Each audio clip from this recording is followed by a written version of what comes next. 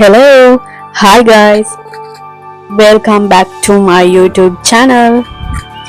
welcome කියලා මගේ කටත් රිදෙනවා. මොකද මම එක ළඟ වීඩියෝස් ගොඩාක් කරා.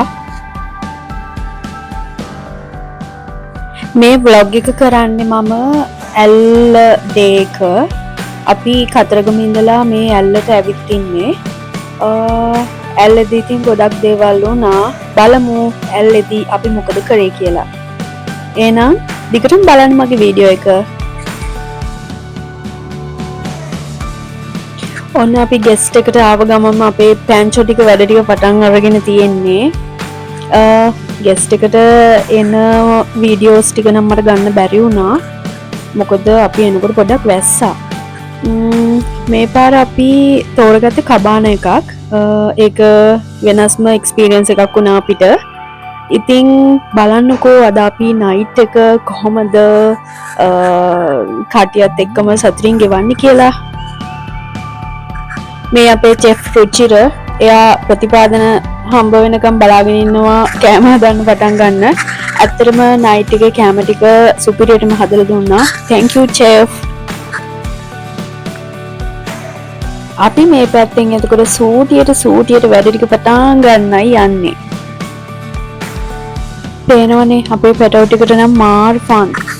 එයාලට හරිම සතුටුයි. මොකද එයාලා කලින් කබාන එකක ඉඳලා නැහැ. එයාලට තමයි මේක අලුත්ම එක්ස්පීරියන්ස් එකක් වුනේ. ඔන්න අපේ ටේබල් එක රෙඩි. කොහොමද අපේ ටේබල් එක ලස්සනද බලන්නකෝ. ඇත්තටම guys මේ කබාන එක අලුතින් තමයි ඕපන් කරලා තියෙන්නේ. තාම මාස 2-3ක් වත් නැතිලු. ෆැසිලිටිස් පොඩ්ඩක් මදි. ඉතින් අපි ඒ වුණාට ගොඩක් එන්ජොයි කරා මේ කබාන එක ඇතුලේ.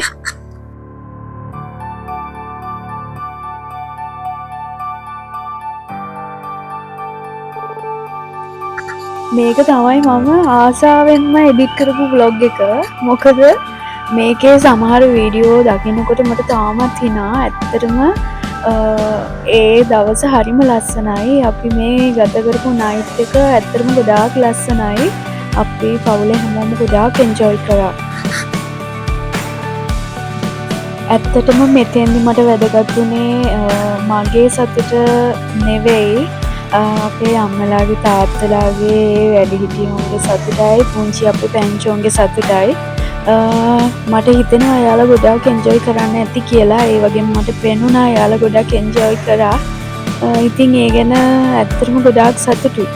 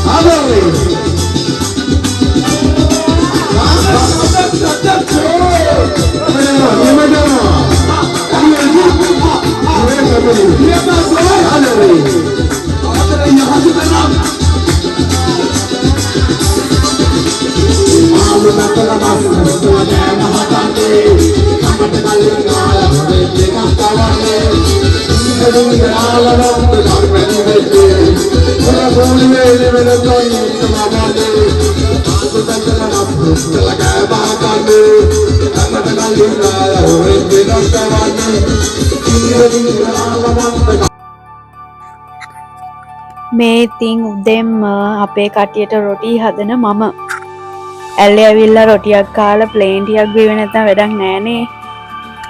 ඒ නිසා මම අන්න එහෙම තමයි රොටි හැදුවේ.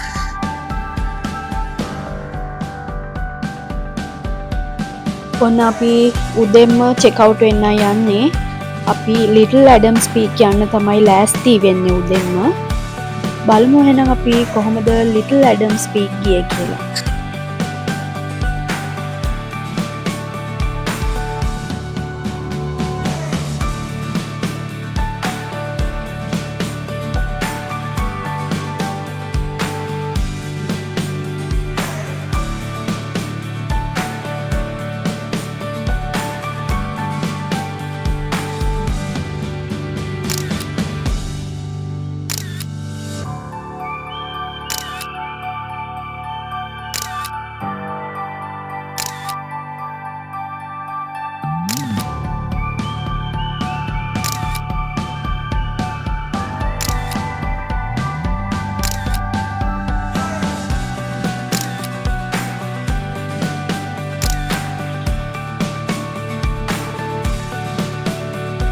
අපේ මර්ෆි කිසිම කරදරයක් කරන්නේ නැතුව එයාගේ පාඩුවේ එයත් දවස් 3 එන්ජොයි කරා.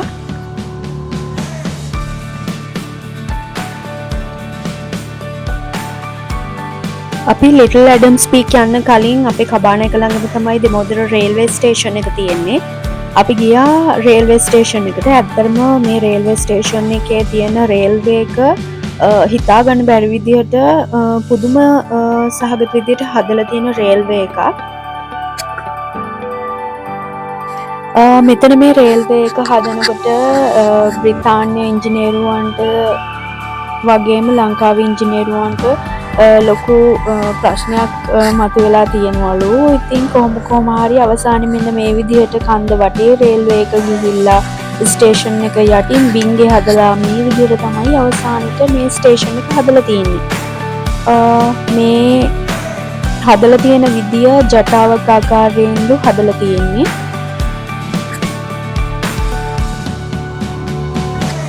සාමාන්‍යයෙන් ට්‍රේන් එකක් එක පැත්තකට යනකොට ස්ටේෂන් එකක් එකපාරයිනේ පාස් කරන්නේ. ඒ වුණාට මේ දෙමෝදර ස්ටේෂන් එක කෝච්චියේ යනකොට දෙපාරක් පාස් කරනවලු. ඉතින් බලන්නකෝ ඒකෙත් ඇති.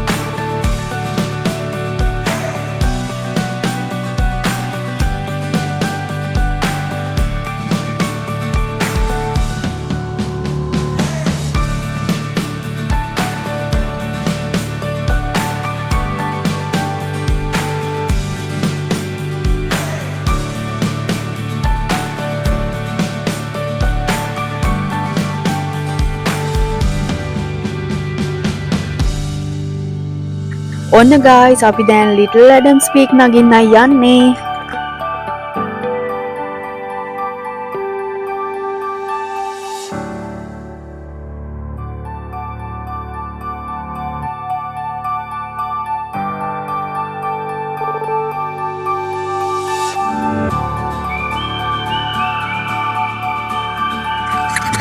එක අම්ම කෙනෙක් තේදලු නෙලනවා. මේක ඇත්තටම පේන තරම් සුන්දර නම් නැහැ. එයාලගේ ජීවිකාව වෙලා තියෙන ඉතින් මේක අවුවේ වහිනකොට වැස්සේ තෙමිලා තමයි යාළගේ රැකියාව කරන්නේ. ඒකත් ඉතින් එයාලා ජීවත් වෙන්න කරන දෙයක්. හරි කොහොම හරි දැන් ඉතින් තියෙන්නේ නැගිල්ලක්. එහෙනම් අපි නගිමු ලිටල් ඇඩම්ස් පීක්.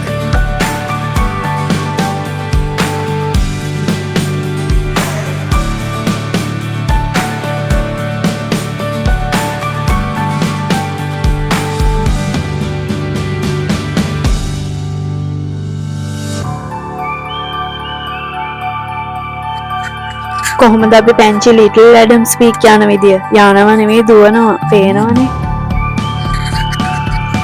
තව ටිකයි යන්න තියෙන්නේ. දැන් නම් හරිම මහන්සි.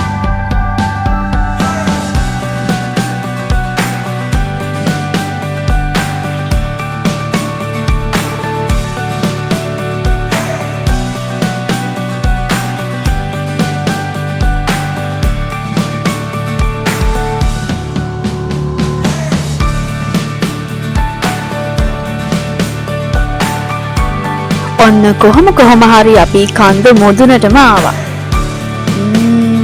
පේනවනේ ලස්සන. මේ තියෙන අවුවයි ඒ හමන හුළඟයි එක දැනෙන ෆීලිං එක ගන්න ඉතින් ගයිස් මෙතෙන්න එන්නම ඕන. මාර්ම ෆීලිං එකක් ඒක කියන්න තේරෙන්නේ නැහැ. ඔයත් ඇවිල්ලාම විඳ ගන්නකො කොහොමද කියලා ෆීලිං එක.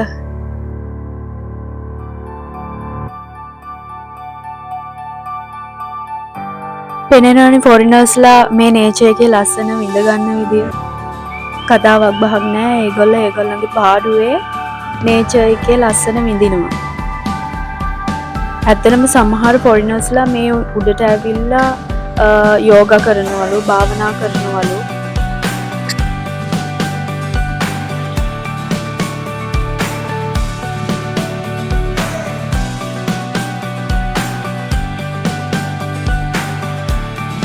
මේ කන්ද උඩ තියෙන සුන්දර වටපිටාවත් එක්ක ස්වභාව ධර්මය මවපු ලස්සන පාරාදීසයක් වගේ තමයි මෙතන. ඇත්තටම ඔයාලා මෙතන එන්න ඕනි. ඇවිත් විඳ ගන්න මේ ලස්සන අපූර්ව සුන්දරත්වය. ඇත්තටම මේ පුංචි සිරිපාදේ එහෙම නැත්නම් මේ ලිටල් ඇඩම්ස් පීක් එකට එන්න කිසිදු මුදලක් අය කරන්නේ නැහැ. පහළ ඉඳන් කිලෝමීටරයක් වගේ තමයි උඩට නගින්න තියෙන්නේ. ඒ වුණාට මේ සුන්දර වටපිටාවත් එක්ක මේ කන්ද නගිනකොට මහන්සිය ඉච්චරටම දැනෙන්නේ නැහැ.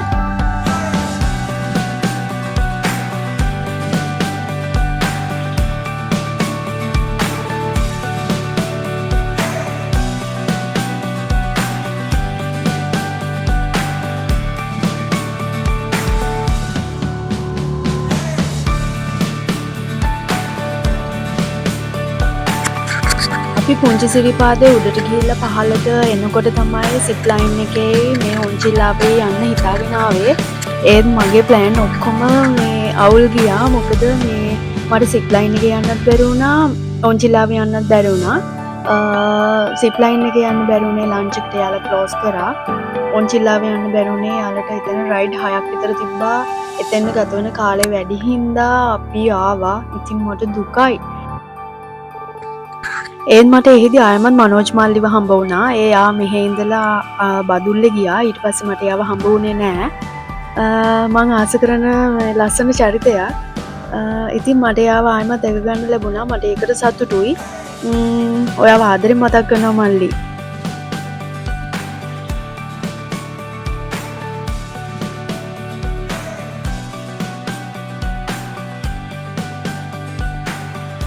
පුංචි දෙයක් කියන්නද? ජීවිතේට මේ වගේ ලස්සන මතක ටික එකතු කරගන්න. කවදා හරි ජීවිතේ මතක් කරලා සැනසෙන්න තියෙන්නේ මේ මතක විතරමයි.